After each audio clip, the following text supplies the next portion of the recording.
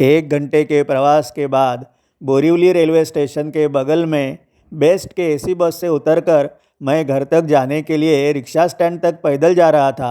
बहुत दिनों बाद रेलवे प्लेटफॉर्म वाला माहौल मैं बाहरी रास्ते से सही लेकिन महसूस कर रहा था। अंदर कहीं अनाउंसमेंट हो रही थी। चर्चगेट के लिए जाने वाली तेज गाड़ी प्लेटफॉर्म नंबर। अचानक मेरे मन में कालचक्र बहुत पीछे दौड़े चला गया। जब मैं कॉलेज में गया तब पहली बार अकेले ने ट्रेन का जर्नी किया था। तब कॉलेज के बारे में जितनी उत्सुकता थी उतनी ही बल्कि थोड़ी ज़्यादा ही ट्रेन प्रवास के बारे में मेरे मन में थी।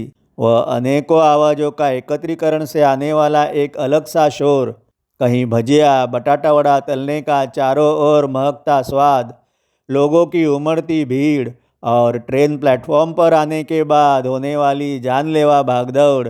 इस माहौल में दूसरी तरफ अलग अलग प्लेटफॉर्म पर रेलवे की तरफ से होने वाली अनाउंसमेंट्स, जैसे मुंबई के रेलवे प्लेटफॉर्म के बाहरी नज़ारों की एक अलग ही वाइब्स होती है, वैसी ही ट्रेन के अंदर के माहौल की भी होती है। फास्ट ट्रेन में, वो भी सुबह और शाम के पीक आवर्स में, तो तूफान भीड़ में मुश्किल से सभी सांस ले पाते हैं। वहाँ सिर्फ जान बचाकर अपने गंतव्य स्थान तक पहुँचना इतना एकमात्र लक्ष्य होता है। फास्ट ट्रेन में बीच के स्टेशनों पर चढ़ना और उतरना, इसके लिए खास टेक्निक की ज़रूरत होती है। जिनके पास वो टेक्निक्स नहीं होते, सिर्फ ऊपर वाला ही उनकी रक्षा कर सकता है। वो टेक्निक्स कोई सिखाते नहीं, लेकिन कहते हैं ना, अनुभव जैसा दूसरा महान गुरु नहीं होता। जब स्लो ट्रेन में अंदर बैठने को मिल गया, यानी लॉटरी ही लग गई समझो। अगर विंडो सीट मिली तो जैकपॉट, और हवा आने की दिशा में विंडो सीट मिलना मतलब सुपर बम्पर जैकपॉट। सुबह के समय ट्रेनों में हर डिब्बों में तैयार हो जाते हैं प्रवासियों के ग्रुप्स। वहाँ रोज 1-1.5 घंटा साथ में प्रवास करने वालों में इतनी गहरी दोस्ती होती है कि जैसे बचपन से ही एक साथ पले पड़े हो। पहले ज़माने में ऐसे प्रवासी ग्रुप्स में पत्तियों के दाव रंगते दिखाई देते। आहिस्ता आहिस्ता वो कम होते बंद ही हो गया। सुबह के हर डिब्बों में भजनों में तल्लीन भजनी मंडली, यह एक मुंबई लोकल ट्रेन का खासम खास विशेष है। उनमें से कुछ लोग तो ऐसे एकदम मूड में आते, गाते गाते झूमने ही लगते थे, जैसे वो घर में या मंदिर में ही भजन गा रहे हो। लेकिन दूर से ऐसे रोज सुबह भजनों को सुनना बड़ा अच्छा लगता था।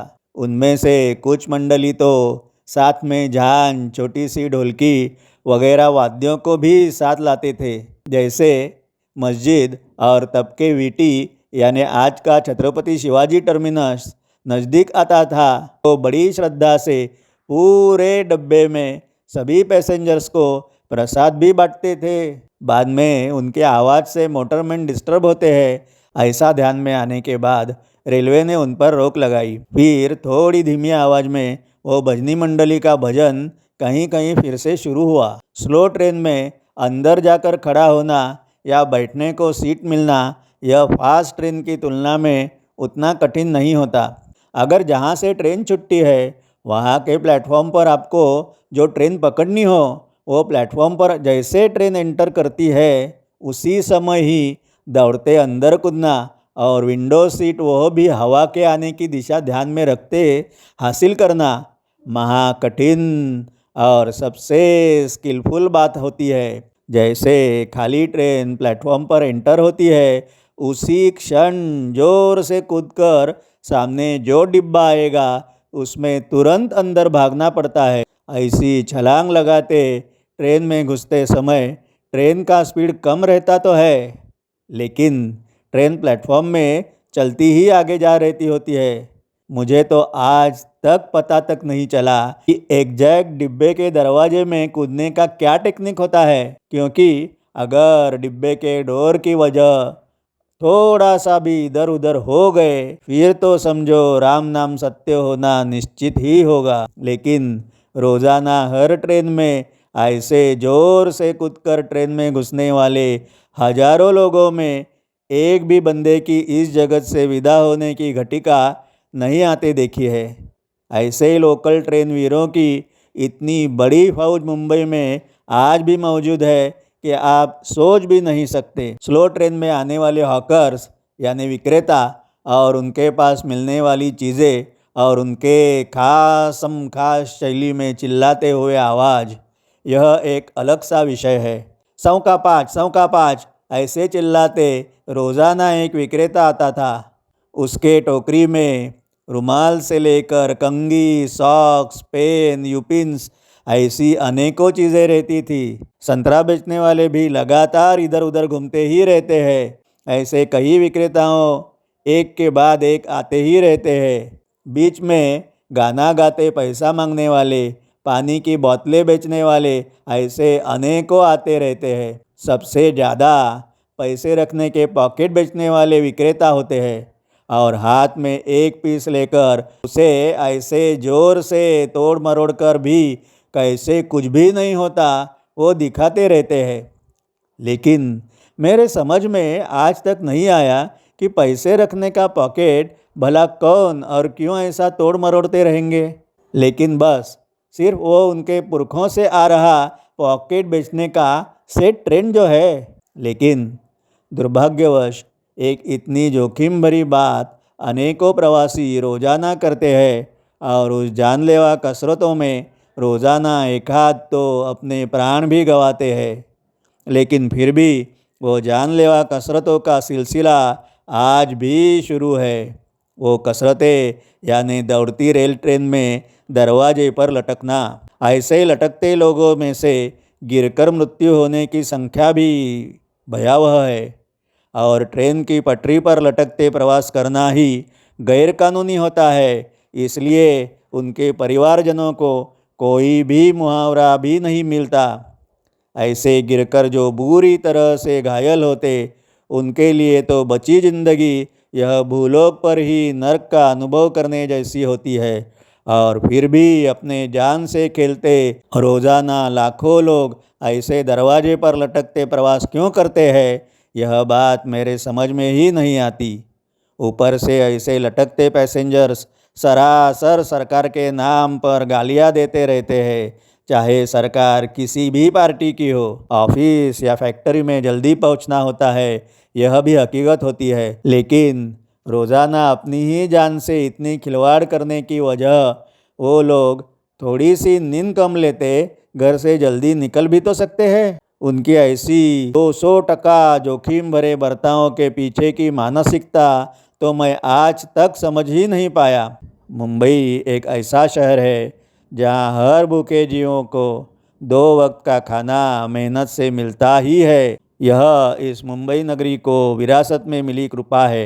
आज मुंबई में रहने वालों को सुविधा देने सरकार अनेकों प्रयास करती ही है। मेट्रो का विस्तार होता जा रहा है और भी अन्य तरीकों पर दिन रात अभ्यास और काम शुरू है।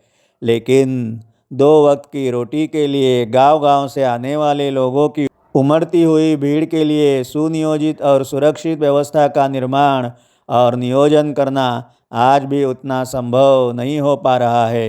मुझे लगता है अपने देश के हर गांव-गांव में सभी प्रकार के रोजगार के साधन उपलब्ध होना यही इस समस्या का सही उत्तर है। जब हम कहीं विदेश जाते हैं तो सबसे बड़ा फ़र्क महसूस होता है वो उनकी रेलवे और अपनी रेलवे, वो भी खासकर मुंबई की लोकल ट्रेन और वहाँ की लोकल ट्रांसपोर्ट ट्रेन। लेकिन इस मुद्दे पर भी सरकार से ज़्यादा हम ही जिम्मेदार होते हैं। जब हम विदेश जाते हैं तो कभी पान खाकर कहीं भी पिचकारी नहीं मारते, ना ही कोई कूड़ा कचरा सीधा हाथ से यहाँ वहाँ फेंकते रहते हैं। लेकिन जब अपने ही देश में होते हैं तब देश के प्रति का हमारा अपनापन ऐसे उमड़ कर आता है कि आप और मैं भले पान नहीं खाते या दिन भर गुटखा भी नहीं चबाते रहते हैं, फिर भी कुछ भी खाने के बाद वो रैपर या कागज़ हम कहीं भी बड़ी सहजता से फेंकते रहते हैं।